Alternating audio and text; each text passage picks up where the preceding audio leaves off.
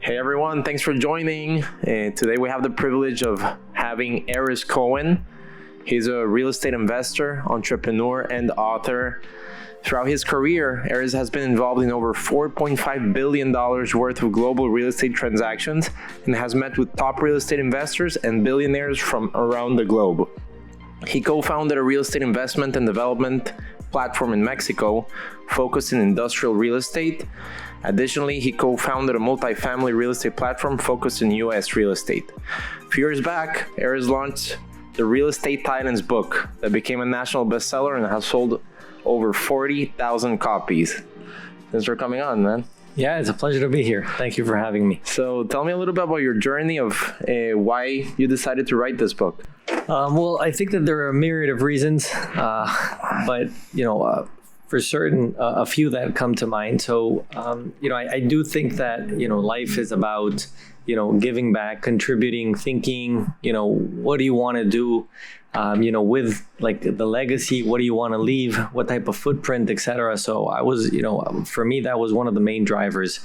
At the same time, I said, okay, besides contributing, it will be a wonderful experience, right? To go and sit down with a lot of really incredible real estate investors from around the world and kind of even for me, learn a lot from them, go and see kind of what they're doing. You always learn a lot from surrounding yourself with such great people.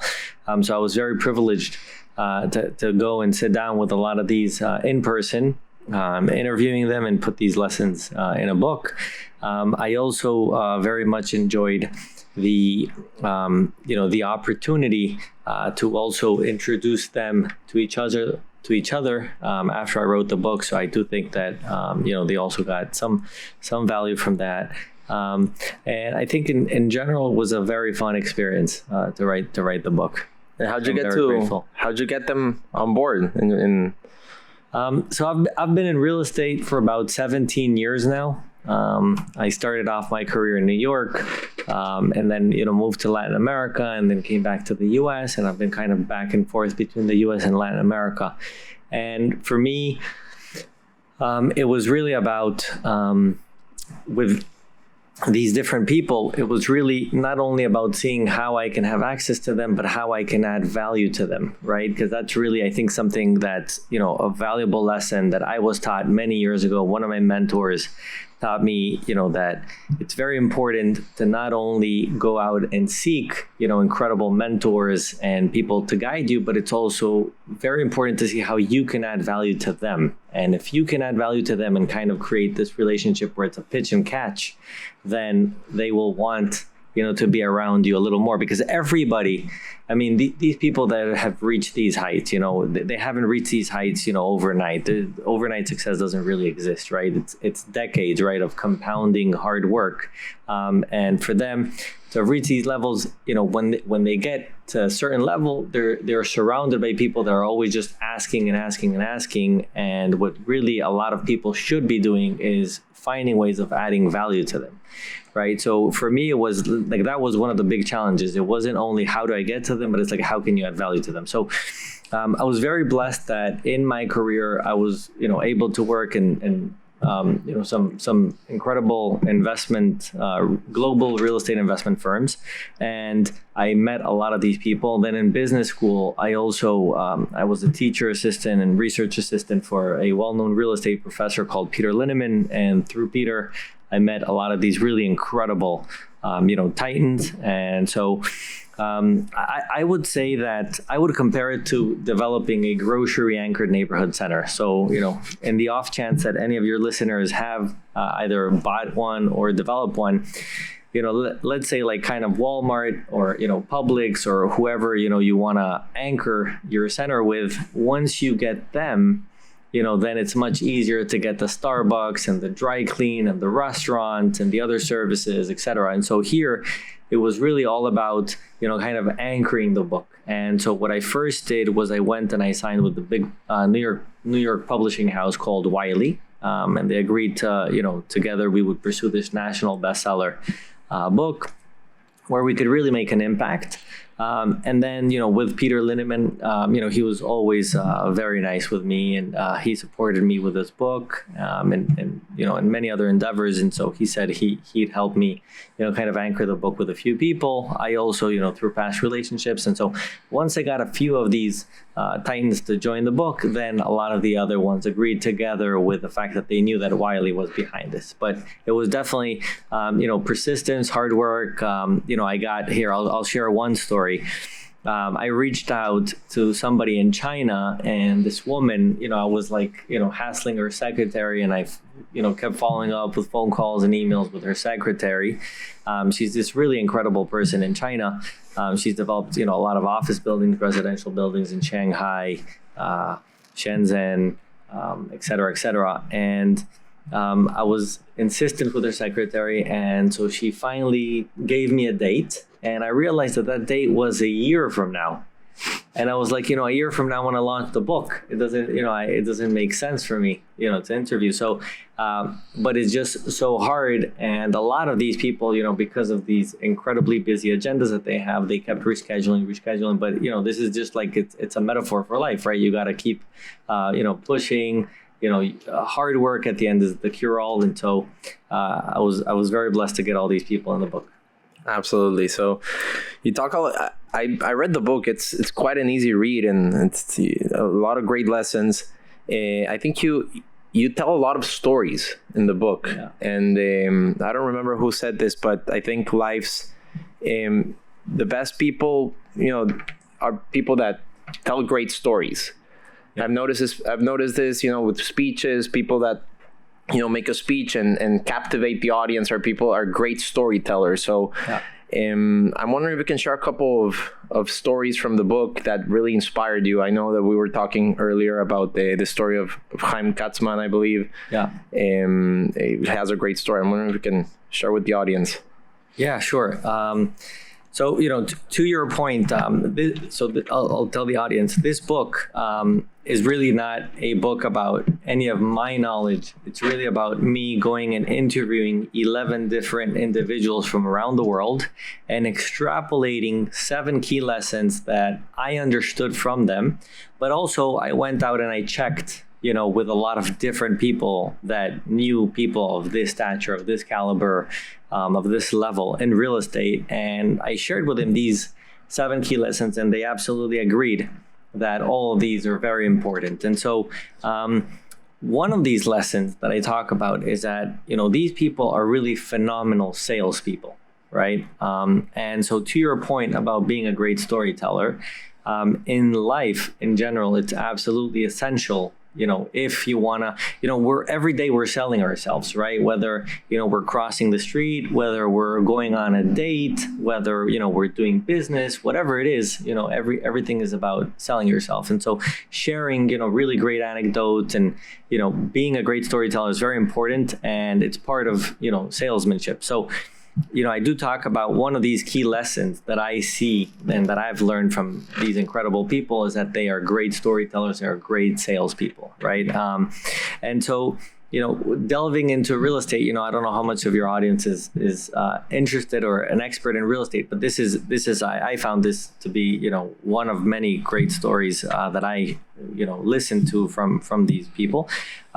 Is with Chaim Katzman. So he's a very large owner of shopping malls and retail around the globe, and he was talking about his first deal, and he's in Israel and in Tel Aviv, and he's studying at the university. He's studying law, and in real estate, the beautiful thing is that we're exposed to it every day, every moment, right? Right now we're inside this office building. We're exposed to real estate, right? It's just it's the biggest asset class in the world, right? You're talking about over $250 trillion of value, just commercial real estate globally, and so it is the biggest asset class in the world, and we have exposure to it every day. And so, when you're walking from work to your studies, to your house, etc., you're exposed to it all the time. And so with Chaim, he walks, he's going from his house to his university to study, and he's walking through these different properties, these different, pieces of land, and he's seeing them, and he's asking himself what could be his first deal, right? And the other great thing about real estate is that, it's really about you, how resourceful you are, right? Because it is very capital intensive, right? Depending on what type of real estate you want to do and where you want to do it, et cetera. But, it's not something that you can do like a startup where you can do it, you can start in the real estate business, with zero. You need to have equity to go and buy an asset, right? And so the question is, well, where do you get that equity, right? So depending on how resourceful you are, you can access, friends and family money, you can access your own money, you can access other people's money, institutional money, et cetera, both on the equity and the debt side. And so with him, he was able to, to get some friends and family money and other people's money, walking through these different properties. And he said, okay, well, what could I do in real estate? How can I start this business where I can, really create nonlinear returns, like exponential returns, right? And so, and not only with him, but you could see it with a lot of people, and I myself have lived through it, that if you can buy one property and, buy the adjacent property and together increase FAR or increase the densities, right? So the FAR is the floor to area ratio, where you can increase the density. So let's think about, the two of us going out and buying, two properties adjacent to each other, where the two properties have low densities, all you could do is retail. But if we could get them together, there could be something in the zoning, something in the code of law that where we could increase the densities and all of a sudden do a residential tower, then that could mean that we could get nonlinear returns. We could get exponential returns, right? And so that's really, something very interesting. And if you can do that, it's not easy to do, right? And the more sophisticated countries, right, there's the more property rights there are, the more complex it is, but it's still doable. So he says that he went out, he got these properties, and he was able at the end, through a lot of, complications, he was able to acquire these properties. It was fascinating how he did it, and we can delve into that, the specifics of the story, but so, he managed to successfully have that first real estate. And it's very important, right? Always in any endeavor you undertake in business, where if your first investment, right, could be successful and you can, return those great dividends to your investor, return that capital to your investors, people will trust you and you can start building a name for yourself. You mentioned property rights. Yeah. And I know there's this debate, a lot of people that you have your own fund in Mexico, you're investing in industrial in Mexico. A lot of people don't invest in Latin America, and they feel that the US is a lot safer because it has, a robust, not perfect, but robust system, a justice system where you have strong property rights.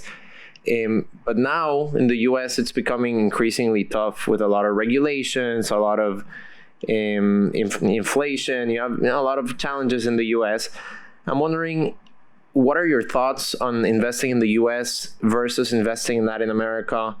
You're in both markets. You invest in multifamily in the US, industrial in Mexico. What are some challenges in each place, and what are some of the differences in investing in both of these geographies?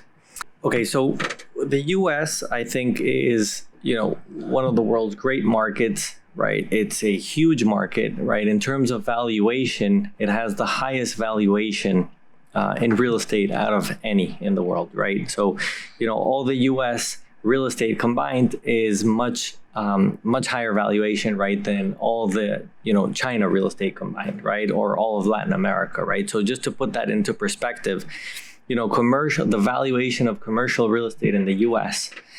Is about approximately 100 times larger than the valuation of commercial real estate in Mexico, right? So it's a huge market, right? And there's huge depth, right, both on the private side and on the public side, on the equity side and on the debt side, and pretty much any asset class where you want to gain scale, right? There's already a lot of institutional investors. And by institutional investors, I mean, pension funds, insurance funds, endowment funds, sovereign wealth funds, kind of not, friends and family money. So, a little more sophisticated, larger scale. And we're living in the richest era in human history. And so because of that, there are, a lot of really phenomenal investors out there who've been able to raise, a lot of money because they've been consistently outperforming the market, right? So like think about the S&P 500 and some of the other index funds. They've been consistently outperforming these funds. And so because of that, they've been able to raise,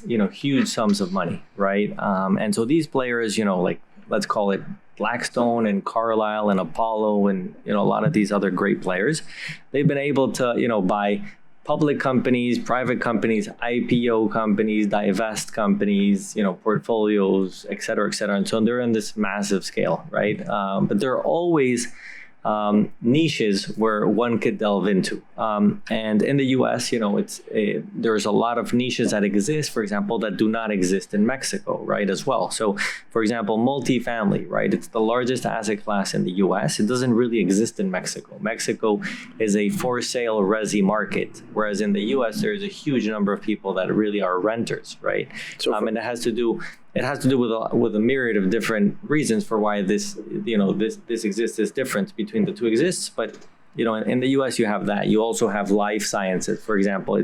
It's a niche that doesn't really exist in Mexico. You have self-storage and all these different segments and sectors. They've become slowly more sophisticated, more institutionalized, right? Because there's a lot of great players tapping into that. Mexico is a much smaller market. There is a lot of institutional players there. There are a lot of very serious lenders. It's also a deep market. There is a public market. There's about 20 public real estate firms, whether it's REITs or C Corps, that are there, but it's not comparable to the size of the U.S. market right now. The reason for why somebody would come, cross the border from the U.S. to Mexico is for the projection of higher returns, right? So the country risk premium between in the US and Mexico is about 200 basis points. So for example, if we can go and buy, an industrial building in the US for, let's say, a 5 cap, so a 5% capitalization rate, or if we can cross over to Mexico and buy it at an 8% cap, right? So that 200 basis point risk premium, and assuming that we can buy the exact same building or a very similar building with very similar lease, with a very similar tenant and credit rating, with very similar financing terms, which is all the case, then, for some players, it may make sense, right, to cross over to Mexico. And that's what we're seeing. We are seeing that, there are a few players, so we have an institutional investor who's partners with us, who really saw the value, right, with that arbitrage and with that investment thesis. Now, some of the difficulties you mentioned, what are some of the difficulties in Mexico? Well, of course, I think we're all aware today, whether it's through Netflix or whatever, that there is like all these famous shows like Narcos and all that. And I do think that, it does scare off some people. But, Mexico is a country with 130 million people. It's a country with really great demographics and fundamentals. And it does have rule of law. It's not as advanced as in the US. So of course you can feel safer with a rule of law in the US, right? And the property rights in the US, et cetera. But a lot of these institutional investors that do come to Mexico can get title insurance and can have other types of protections and mitigate risks, et cetera. And at the end of the day, you have to be in geographies and in markets and in cities and in neighborhoods where you have pro-business government, right? And so, in the US, you also have a lot of, areas where it's very difficult, right? To invest in real estate. For example, if you tell me you want to invest in California versus Florida, right? California, has, tremendous hardships, right? And hindrances, from the government and from the neighbors and from the people. Whereas in Florida, it's much more business friendly, right? And so you could see, during COVID, the boom that Florida had versus Mexico, right? Versus California. And in Mexico, you're also seeing differences in different states and in different areas and different asset classes, right? But in general, you have to have exposure to that. Are you seeing a difference between, you mentioned Florida and California. Are you seeing differences in the risk premium or in cap rates between Florida and, for example, California? That it's reflects this increased risk because of rent controls, regulations, and other such policies that might be misguided and that might make investors shy away from these locations. And if not, I wonder why. Why? I think is it embedded in the investor psychology that the US is safer, and because of that, it's so hard to find better deals in like, or this arbitrage opportunity that you're mentioning in Mexico, in locations in the US because of this, because it is embedded in the investor psychology. Yeah, so I think that you are seeing a spread between Florida and California. There are more players historically that have wanted to invest in California versus Florida. There's also a marketing effect, of having exposure, to the darling cities like New York or LA or SF, right? So historically, these are more liquid markets where there are more institutional players on the equity side and on the debt side, right? And at the end, just, we keep mentioning institutional investors is because these are the very large investors that really move the markets, right? And that create the valuations, right? And that create the markets. And so that's why we were mentioning them, versus like a mom and pop. I mean, how much family office money do you need to raise, to go and buy, a mixed use project in downtown LA or New York, right? So really it's mostly institutional money that's moving these projects on a larger scale. And so we are seeing that there are still a lot of pension funds and sovereign wealth funds that want to have exposure to these iconic buildings, and really the reason for that is because like let's say you're a sovereign wealth fund from Asia, from the Middle East, and you want to have exposure to the U.S., right? Because it's the safest country in the world to invest in real estate, and absolutely is. And you're saying, okay, well, my investment is for a 50-year period. So I don't really care about, internal rates of returns and equity multiples. I care about wealth preservation. And so for me, it's really about having that exposure to that asset, that iconic asset. Because real estate, the famous, cliche about location, it's very true, right?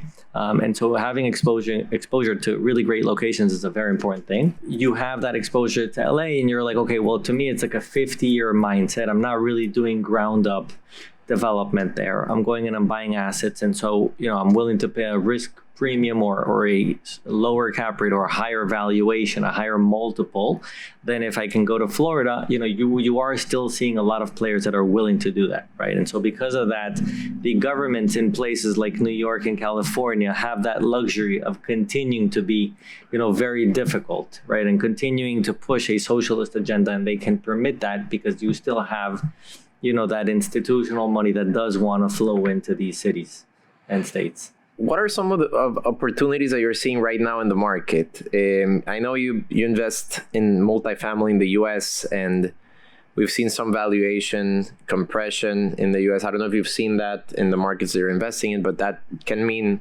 opportunity if you're investing for the long run. So what are a few opportunities that you're seeing? And now, are there any challenges that you're seeing because of, rising rate environment? I know there's an entire debate of if cap rates get affected by interest rates going up or going down, if that affects cap rates. Some proponents say no, others say yes. There's a heated debate. I'm wondering your thoughts on that, and where are some opportunities for the next few years? Yeah, so there's a lot of research that does show that cap rates and interest rates are not correlated, although people perceive that it is, right? And so because of that, people argue that perception at the end becomes reality. But if you look at the hard numbers, right, and you look at, downturns in the US and Europe in the last 40, 50 years, when those have happened, right, you don't really see, right, a very obvious correlation, right? So between 2004 and 2007, right, we were kind of living in this golden era of private equity and real estate.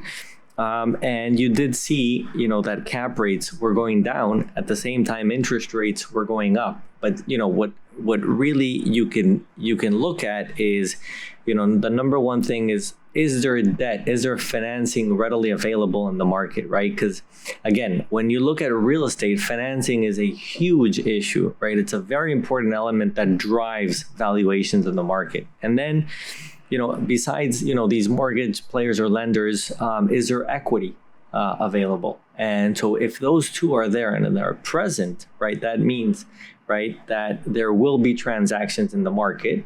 And of course, any owner, whether they're a short-term, middle-term, or long-term owner of real estate, they want to sell at the highest price possible, right? That's always the case.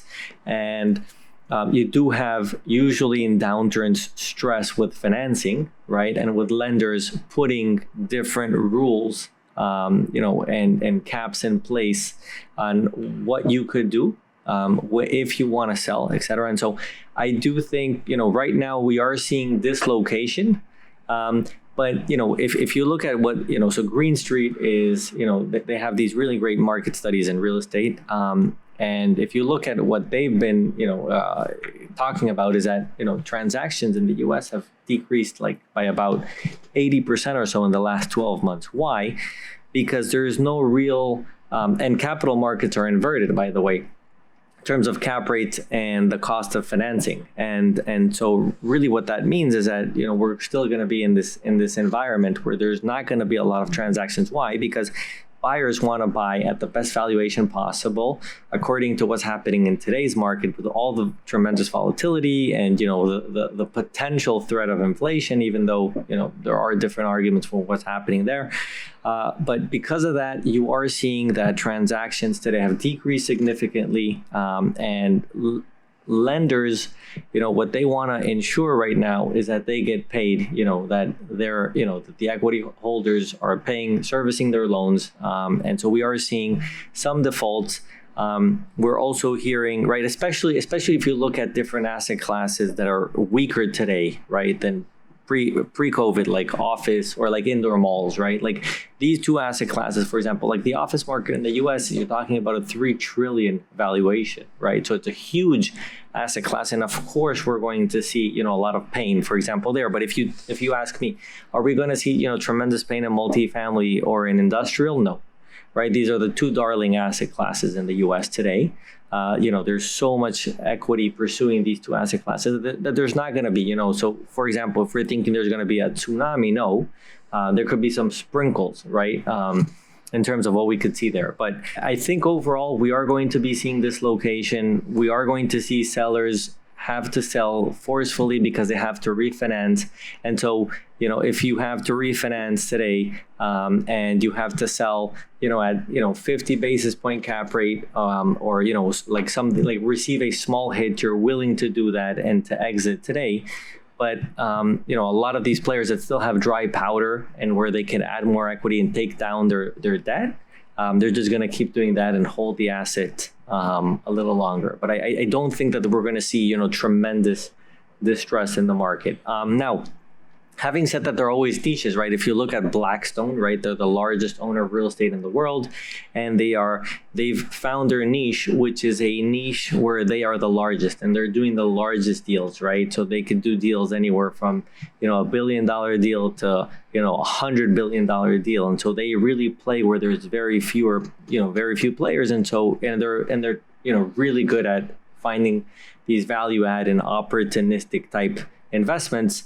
And so we could see, those types of groups having access, to these incredible distress opportunities, or we could obviously see that, buyer, in middle America have access to some houses that have been in distress for different reasons. But that's not only now, right? That always exists. Do you think Blackstone has been overpaying for in their acquisitions?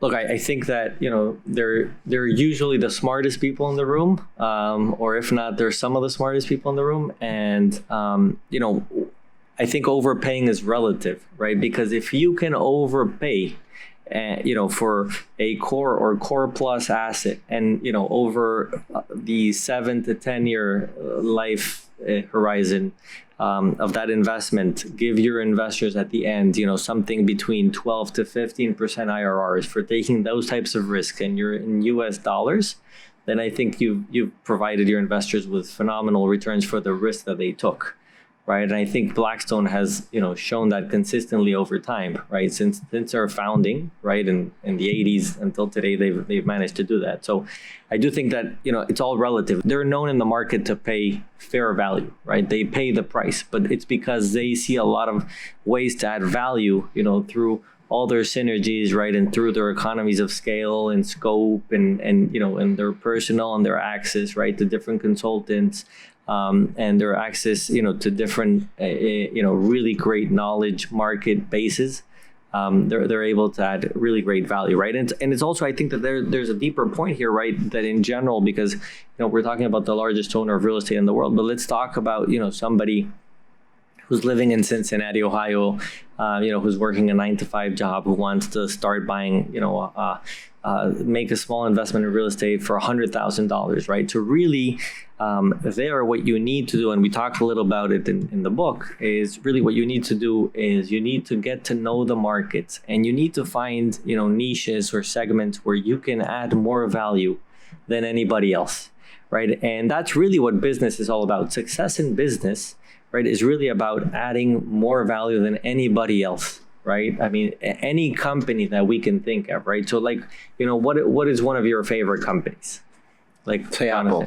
Let's say Apple. Okay, so Apple is I think maybe for 80% of the world, if you ask them what is their favorite company, probably 80% or more of the world says Apple, right? And I read this study recently, where I think it was 82% or something. So, and it's really incredible, right? And it's because they've found ways, right? They were never really the first ones in the market in any product, right? But when they enter that market and they enter that product, they add more value to their customers than anybody else, right? And when they do any type of product, right? That's, Costco is also a great company where their whole business model is look, if we have a product inside, one of our supermarkets or wholesale stores, we have to have either the number 1 or the number 2 product in that city or in that market. That's their whole strategy, right? But it's really, again, it's about adding more value and being the best, right? And so I think,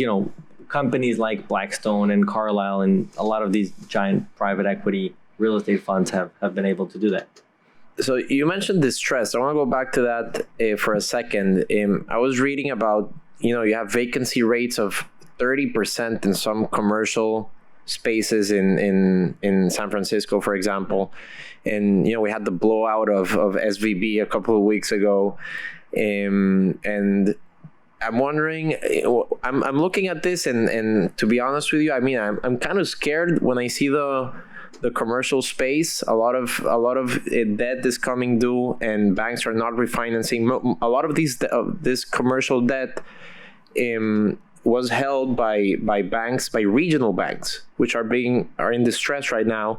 I'm thinking if there's trouble there, if there can be trouble, because the implications of, let's say, a default in this space are great. A lot of these, cities, their tax base depends on high valuations for these commercial properties. So if you have defaults and you have valuations coming down, the entire tax base of a city can fall off a cliff, which has broader implications for society. So I know I'm being, very pessimistic here, but I don't know if you see a risk in that sector. I know many people, for example, David Sachs and some others have mentioned that there's a risk here, and that's the next thing to implode is commercial real estate because of the high debt. And a lot of this has been driven, in my opinion, by extremely low rates held at 0% irresponsibly by very smart people of the Fed.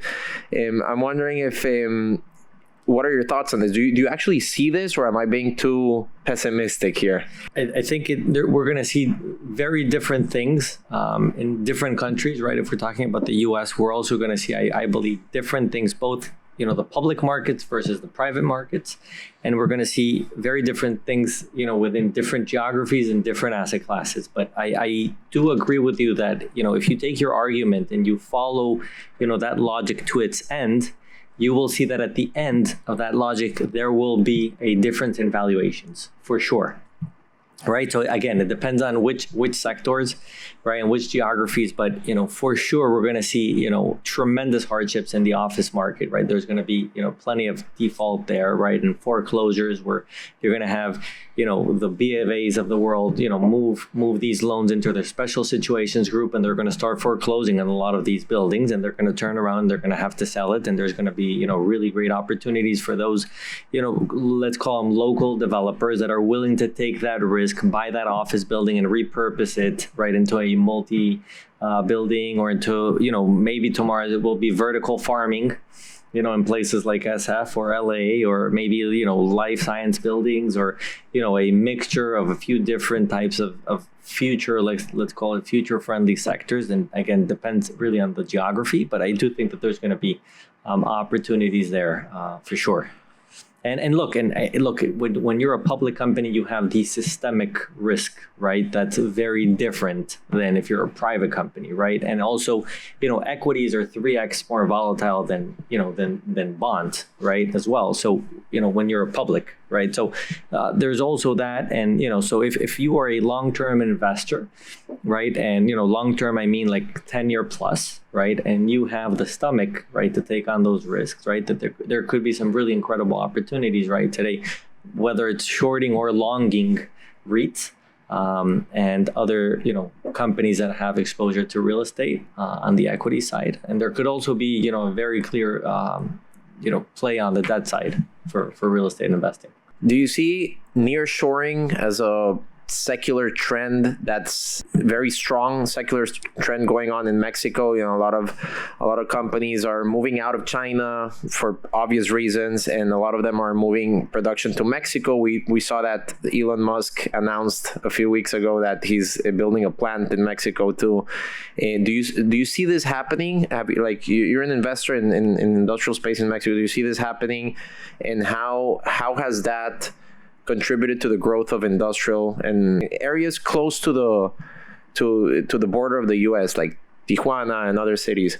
Definitely. Most of my time is dedicated to an industrial platform in Mexico. So, call it nearshoring, ally shoring, friendly shoring, right? There's a lot of different names today that you're hearing out there. But basically what that means, in case, people in your audience are not familiar with this, is that, so for the last 50 years or so, we've been living in this world that's slowly become more and more global, right? And past U.S. administrations were very focused on, moving a lot of the production from the U.S. to China, right? And we saw that, in the 80s and the 90s.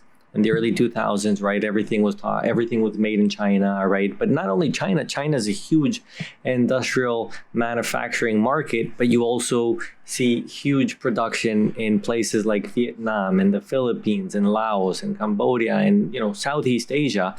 And so now, probably 2-3 years before COVID, through a lot of the policies that Trump implemented, we started seeing kind of this nearshoring effect. And a lot of these, let's call them US companies and European companies, moving back from Asia, China and Southeast Asia, back to, let's call it Europe, North America. Mexico has been a huge winner of its geography, right? Being next to the US. It recently signed an updated version of what was NAFTA, the North American Free Trade Agreement, now is the USMCA.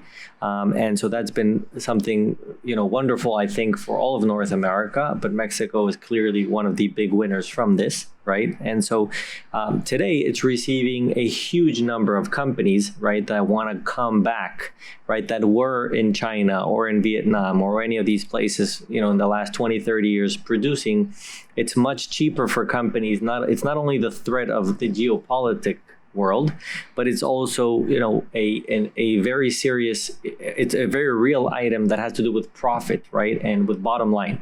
And so it's more profitable for companies to come back and put their manufacturing plant in Juarez or in Monterrey or in Tijuana, et cetera. And it's also much cheaper for them to be on the, on the Mexico border cities, right? It's between 30 and 40. If you look all in costs, fixed variable costs, it's 30 to 40% cheaper to produce, to manufacture in Mexico in some of these cities than to be in places like, let's call it, Dallas or San Diego or El Paso, et cetera. And so is it cheaper than China? Yes, it is. All in, it's absolutely cheaper than China. And that's also one of the main reasons, right? Because at the end, what drives, companies' decisions should be profit, right? I mean, as long as they're doing everything legal, right? We have, today a huge issue with ESGs, right? Which is environmental social governance movement as well. And we're seeing a lot of companies, follow that and implement that. And in Mexico, they can do that. But, to your point, nearshoring is a very real thing. We're seeing that effect. And I would also add that I guess it's a surprising, pleasant surprise that we've seen on this side of the world in North America is that there is a huge number of Chinese companies and Southeast Asia companies that have moved to this side of the world and that have also moved their production, right? Because they don't know tomorrow what could be implemented by the Chinese government or the Vietnamese government or the Philippine or the Indonesian government. And so they've moved production to this side of the world as well. And so, Mexico, the industrial market in Mexico is about 60% light manufacturing and about 40% logistics, right? So that means warehousing, distribution. But nearshoring has been something really great that we believe is a secular trend, to your point. And secular for your audience, that means that it's a long-term trend, right? So we believe that it's here to stay, for the next few decades. If it's cheaper in Mexico, why do they have to wait until 2021, 2022, 2023 to move production to Mexico? Because companies care for profit, as they should. So why wait? Why wait until the CCP does the Communist Party in China does some moves that are quite frankly anti-property rights or expropriating property, etc. Why wait until then? Why not move it before if it's cheaper? Because before it wasn't cheaper.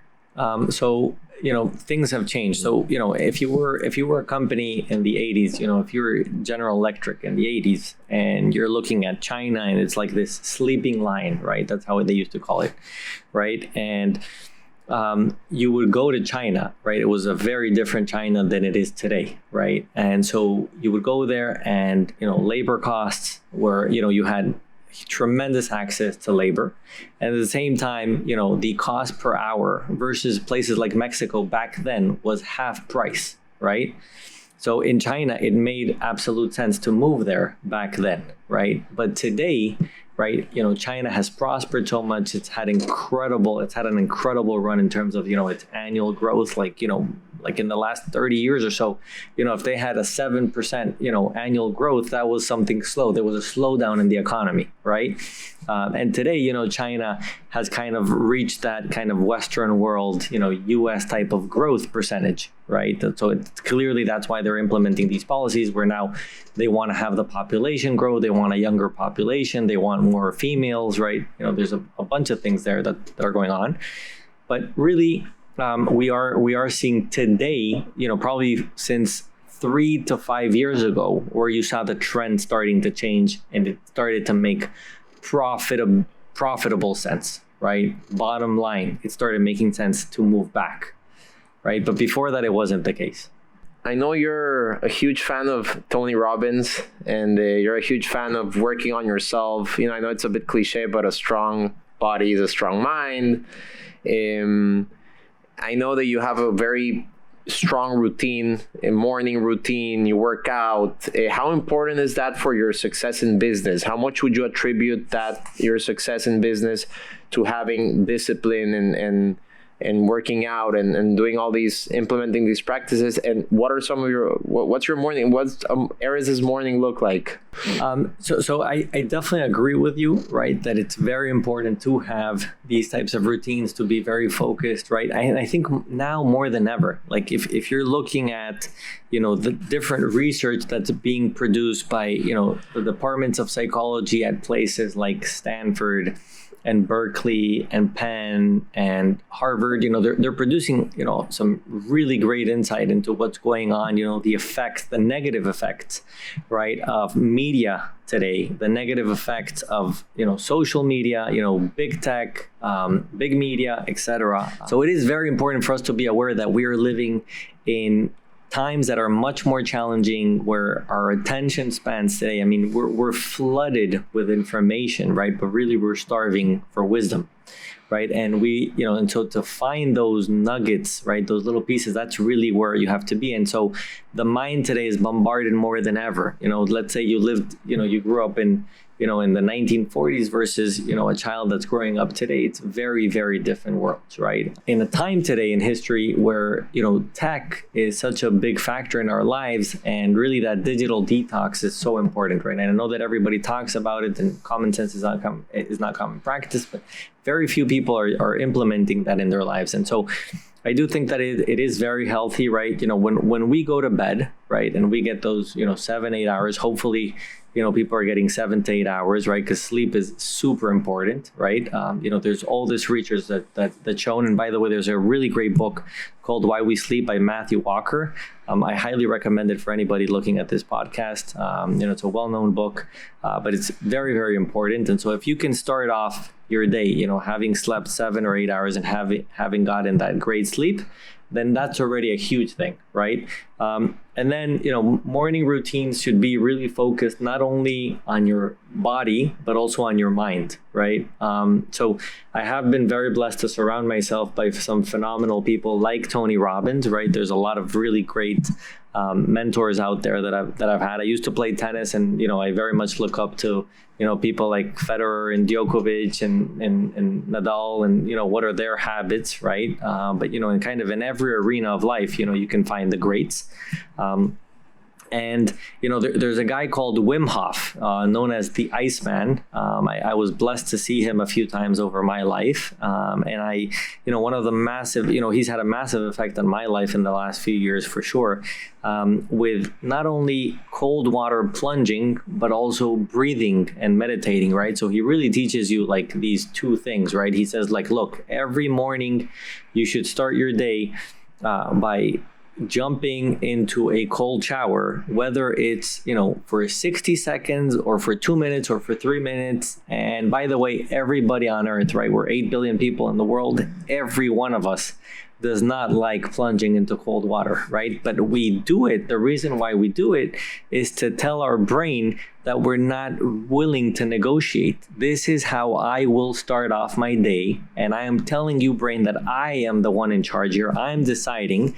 And so you start your day off with this hardship. And so everything else, if you can do that right in the morning, then everything else, kind of falls into place in an easier way, right? Of course, working out every day, or let's call it 5 to 6 times a week, is something very important, right? Exercise has, so many different benefits. I mean, there's so much research that's been proven, right, about that. And I think that one's obvious. We also have today much more information on health and, having a great diet, right, than ever before. And so I do think that implementing a lot of that, we have access to incredible supplementation today, right? Anything from athletic greens to taking, omega and ashwagandha and everything in between, right? There's so much out there. There's so much information. It's just really, everybody kind of going and doing their testing to see what fits them and their bodies, right? But really, if you can start off your day, right, having had a great night's sleep, and then, working out, doing some breathing and meditation, and then, doing a cold shower, you can start off, the rest of your day will be much better. You will feel much better. You will likely achieve much more, right? And that's really what, if you look at it in a holistic sense, Tony Robbins, he has this incredible morning routine. I mean, his morning routine is a 3-hour routine, right?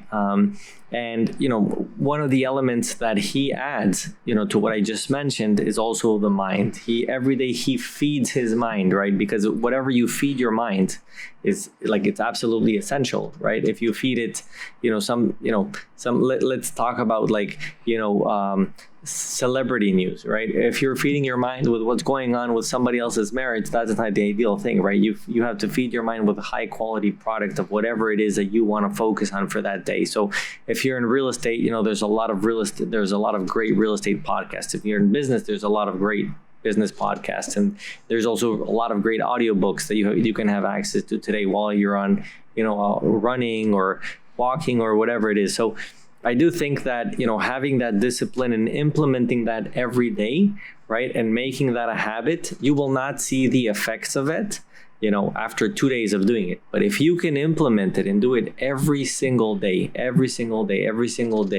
for months and for years, you will absolutely see incredible results from having these morning routines. And you see that discipline is the main factor here. It's not passion. I mean, I'm sure we all love, I'm sure you love real estate, but do you wake up every single day passionate about it? Or, you wake up sometimes in a bad mood and you still do what you need to do Because I think that there's an issue nowadays in society. We believe that do what you love means, oh, you're going to wake up. What essentially people are saying is you're never going to have a bad day, and you're going to have endless motivation if you do what you love. But I think nobody, it doesn't matter if you're passionate about real estate, you never wake up having unlimited passion for unlimited motivation for everything. You wake up, you had a bad night, etc. So the importance of waking up, getting in the cold plunge every single day, regardless of how you feel, I think it's extremely important, and definitely something that I admire of you, that you do the cold plunge every day. It's cool. Likewise, and you are the average of the people that you surround yourself with. I do believe that very much, and so I've endeavored to have a lot of really great people in my life, surround myself, right, with people that have very high standards for themselves, right? So it's about, you having these high standards and making them musts and not maybes, right? Because maybe, you're probably not going to do it. But if it's a must, an absolute must, and you have reasons that go beyond yourself, right? Like these real estate titans, right? You hear about their stories and how they were working on Sundays, and waking up at 4 a.m. on a Sunday, right, to go and work. I don't think anybody I know likes to wake up, right? And so to your point, right, and even if you are passionate about it, right, then, to wake up on a Sunday at 4 a.m., right, this is not your ideal. But when you have reasons that go beyond you, right, and when it's a must, you will find a way to do it, and you will, it's a non-negotiable. And so, for sure, and to your point about discipline, it's very, very important. Discipline, consistency, right? Because we've all seen that compounded effect, right? It's like that famous story about the 21 holes in golf. If we start betting, the first hole we bet $1, and then it's double or nothing on the second hole, and double or nothing on the third hole. By the 21st hole, it's over $1 million, right? And so that's where you see the compounding effect, right? And that's the same thing in life, right? And there's also another great book, James Clear. He has a book called Atomic Habits, where he talks about exactly this.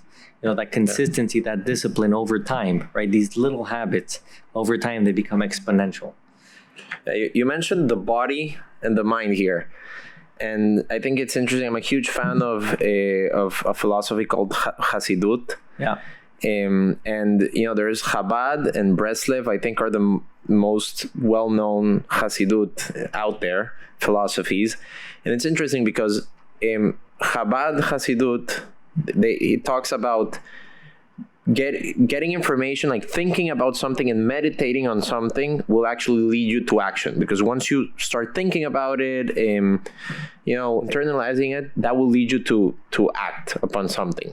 Yeah. But Breslev Hasidut is the opposite. It says that through action, through dancing, have you seen in Israel all these guys dancing in the streets, and through dancing and through getting your body and changing your physiology, that's how you affect the mind. So it's two approaches. Chabad is through your mind, you can affect your body, and the other one is through your body, you can affect your mind. So I think both of these approaches are valid, and each person needs to see what works better for them. What has worked better for you, or you do both approaches? Look, I think both approaches are great. For me, it's a non-negotiable. It's a must to move my body in the morning, right? And that doesn't mean that you have to go on a marathon run. It means that you have to move your body, right? Get those steps in. If you have an Apple Watch, for example, right, and you can get in 10,000 steps, right, and kind of like the former part of the day, right, or the earlier part of the day, then that's phenomenal, right? But even if you can get 1,000 steps, 2,000 steps, or you can get your heart moving and get, you don't have to go to a gym, if you can, that's much better, right? But if you can go, you can go and walk in a park, or you can do some type of exercise where you move your body, the physiology, right? And one of the big lessons in my journey in the last, let's call it, a decade and a half of traveling the world and meeting some incredible people, is I've learned the importance of energy, right? And of physiology that is intertwined with the energy, right? So even if you have a bad diet, but you have great physiology, you're going to feel much better than a person that doesn't have a great physiology. And really what that term means is it's how you move your body, right? It's how you stand up, right? it's something very important. And so I think, for me, it works better. Each person, will have something that works better for them. I think there was a study that if you stand up 2 minutes, up front, and you take out your chest, right? I think that, I think for the next 5 hours, you're going to feel much, much better, right? Than if you're sitting down, crouching. Yeah. Yeah. What are the 3 most important lessons you've learned in your life, Erez? Wow, that's a great question. It's a deep one. So I would say that the first one is that we are born to connect and to love, right? And so because of that, you see all these studies, you see all, these kind of grown-up people that are in their 70s, 80s, 90s that have lived these rich, fulfilled lives. And they tell you that, either they're very happy that they spend so much time in their heart and less time in their head, or that they regret not having spent more time in their heart and, and more focused on family and significant others, etc., than in their head. And so definitely that, an example of that is, work a little less, right? And, spend more time with loved ones, that's, and it's a cliche and it's obvious, but coming from a hard worker, for sure. That doesn't mean I don't think you should work hard. I think that you should fulfill your life. And I think that, you have to be very careful with downtime, right? Because there is, momentum in life, right? But I do think that you can remove you can cut the fat, right? And remove, Netflix watching, and you can remove, your wasted time every day on social media and Instagram, etc. Right? So that's really, I think, and you can use that, for either, achieving whatever it is your purpose or you were born to achieve, right? Or spending time with loved ones. I also think, life, the second thing I would say is that life is about we and not about me, right? So the ultimate fulfillment, this is something that I learned from Tony Robbins. The ultimate fulfillment in life comes from you contributing to something bigger than yourself, right? So I do think, we all have this survival brain, right? Where the brain's job is to help us survive. It's not for us to be happy. That's why when we wake up in the morning, we're not smiling, right? We're not supposed to be smiling, right? Because our brain is designed for us to help us survive. But if we can, understand that life is about contributing to something bigger, right? Then I think that's, you're halfway there already. And it's just about taking massive action. And the third one I would say is that massive action in whatever it is that you want is, a very, very important thing in life, right? So whatever it is that you want to achieve, whether it is you want to be with the love of your life, right, and spend time with them, right? Really you have to take massive action. If you want to achieve, success in whatever endeavor, right, you have to take massive action. And I've seen it with a lot of the Gen Z and Gen Y today, right? If I look at my grandparents' generation versus I look at today's generation, it's not that this generation, has it easier or tougher. It's a very different, right, world environment. But the past generations understood hard work at a different level than today, and understood taking massive action, back then, I think, at a different level than today. And I think that, for those people that can, right, and I learned this from, these great titans that I interviewed, right? I mean, they are the hardest workers in the room. Everything is about taking massive action for them. And so it's not coincidence. Nobody here in this book got lucky, right? So I would say those 3 things, I think that there's a lot more, but, those are 3 things that come to mind for sure. Awesome. And with that, I'm not going to take more time from you. I know you have to go back to, acquiring industrial assets in Mexico and multifamily assets in the US. But thanks for joining, and everyone, get a copy. I'm going to post a link on Amazon, the link to Amazon, and it's definitely worth the read. And thanks for coming on, man. Yeah, a pleasure, Jonathan. Thank you for having me. Of course.